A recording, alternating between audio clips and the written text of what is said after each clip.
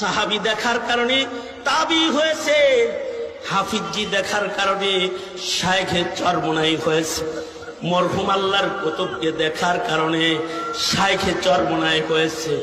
কিয়ামত পর্যন্ত এরকম আকাবির দেখে দেখে, ভালো মানুষের চেহারা দেখে দেখে তোমাকে ভালো মানুষ হইতে হবে। এ কারণে আল্লাহ বলেন কুনু মা'আস সাদিকিন। আর এই ভালো মানুষদের ভেতরে সাহাবীদের কিছু সিফাত পাওয়া যাবে।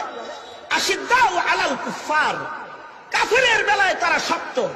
এ কারণে ফয়জুল করিম মামুনুল হক, এদেশের উলামা হযরত বাবু নগরী আহমদ শফি, শেখুল হাদিস আমিনী ও ফজলুল করিম পর্যন্ত কেউ বাতিলের সাথে এক যারা আপোষ করে নাই, এক যারা আপোষ করে নাই।